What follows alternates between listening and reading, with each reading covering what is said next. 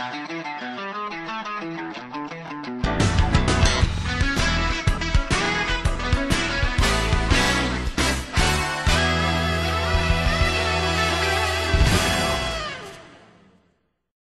é muito importante ter esse cuidado de separar mesmo. Agora, assim, falando, além de saber separar o tempo, pensar no trabalho, algumas outras questões. E aí vou nos detalhes, que eu acho que são importantes para ajudar quem está em casa.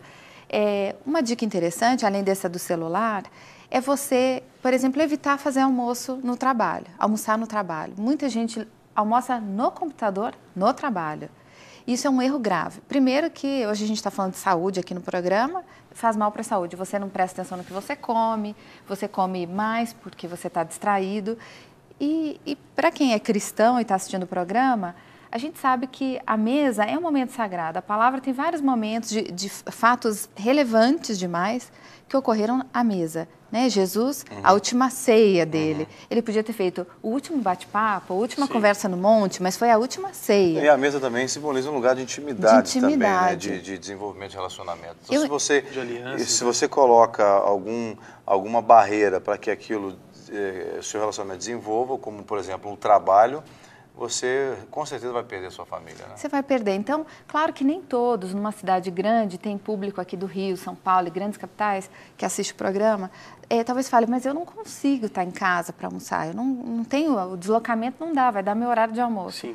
Ok, então almoce, mas faça a refeição numa mesa, sentado, conversando com alguém, tendo seu momento ali de oração antes da refeição. Mas as pessoas, parece que aqueles minutos vão mudar a vida dela e não vão.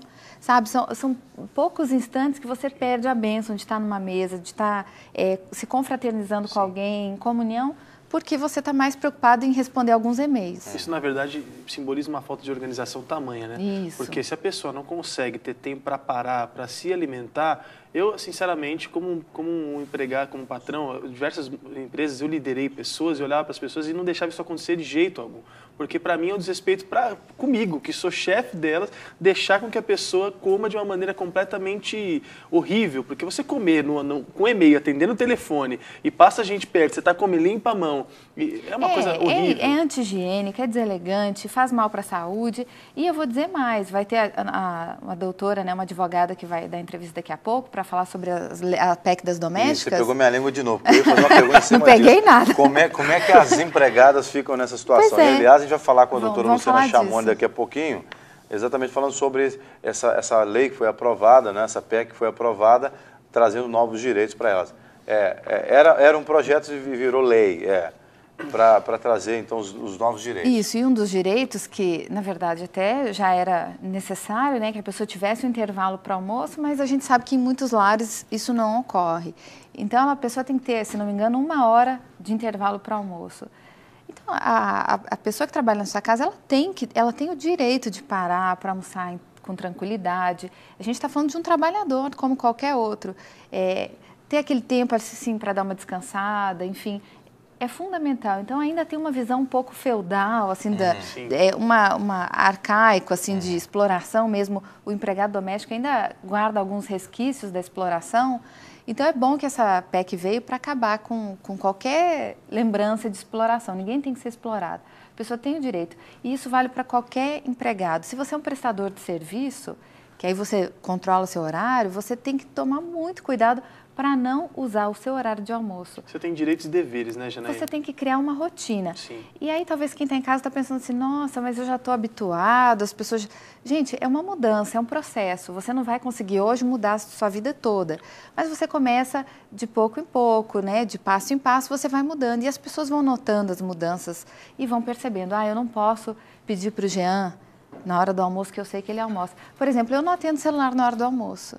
Pode ser meu cliente, só atendo se for da família, né? Que pode ser algo grave. Sim, sim. Mas eu não atendo trabalho, porque eu entendo que eu tenho que ter aquele momento. Depois eu retorno as ligações e falo sempre para as pessoas, eu não atendi porque eu estava no horário de almoço. Sim. Você cria o hábito, né? Eu educo a pessoa, Exatamente. então ela sabe que eu não atendo na hora do almoço. Quando ela liga e eu não atendo, O que acontece? Agora já acontece de eu retornar e a pessoa falar, depois eu imaginei que você estava em horário de almoço. Eu falei, eu estava. Não, e as pessoas acham até falta de educação você não atender o telefone. Tem vezes que eu estou conversando, aconselhando e toco o telefone, atende, não, agora eu estou aconselhando, depois eu atendo. Então as pessoas ficam pensando que agora o celular virou seu patrão também. Não, e aliás, você tem que dar atenção para quem está perto de você, né? O cara do telefone espera. Você, claro. Janaína, eu acho que a gente vai ter que deixar uma segunda parte para esse tema. É um tema muito amplo. Nós não falamos de emoção, as pessoas que conseguem controlar a emoção, chora no trabalho, dá risada demais em casa. Tem muita coisa para falar. Vamos deixar para uma próxima? O nosso tempo curtou. E dá até tempo de fazer mais uma pergunta? Então vamos falar desse negócio da emoção? Está tão interessante que o pessoal deixou. Isso é interessante. A questão do domínio próprio. A palavra fala do domínio próprio. E muita gente descamba no trabalho para um sentimentalismo. Ou a pessoa chora quando é repreendida. Sim. Ou ela se enfurece, então ela tem aquele momento de fúria, que ela grita com as pessoas, briga. E às vezes são pessoas cristãs, o que me espanta até. A pessoa não saber que ela tem que dominar o sentimento dela, ela não pode ser refém do sentimento. Muitas vezes alguém vai falar alguma coisa que pode doer em mim. Então eu paro, reflito, e se aquilo doeu, por que aquilo me doeu tanto? Por que aquilo está me machucando? Talvez seja uma verdade. E a palavra diz, se você tiver um problema, fala para o teu irmão. Sim. Se ele ouvir, você ganhou. Fala para o teu amigo, se ele ouvir, você ganhou um irmão.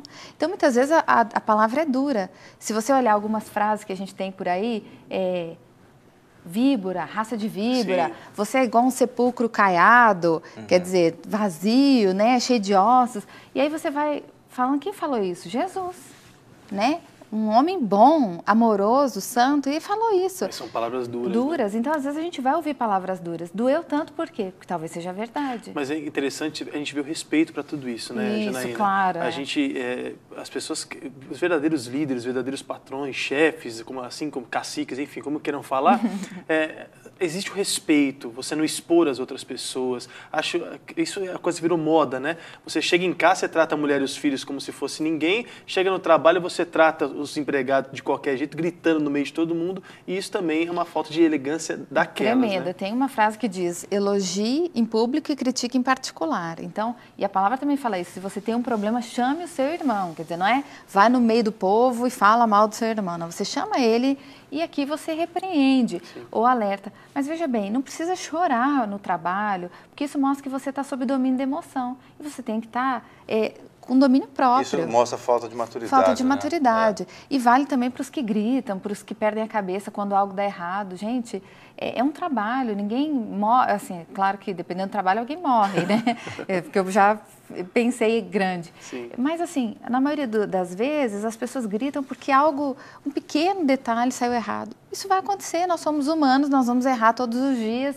E ainda bem que existe a graça e a misericórdia para a gente poder se renovar dia a dia. Bom, muito bom. Janaína, a gente quer te agradecer. Deixa os seus contatos, por favor. Eu sei que vai chover perguntas sobre esse tema. É um tema muito amplo, tem muita coisa para a gente falar. Então, deixa os seus contatos, o pessoal de casa mandar para você. Então, tem o site www.elegantesempre.com.br. Lá nesse site tem um texto, acho que eu postei essa semana, sobre esse assunto. Tem mais detalhes. Bom. Então, se você gosta desse tema, tem mais detalhes lá, um pouquinho mais abrangente, porque aqui o tempo é curto. Sim. E também disponível para vocês mandarem perguntas, tirarem dúvidas.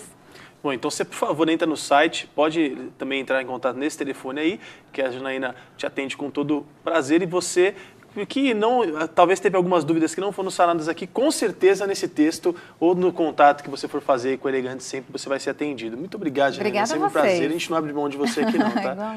Igualmente.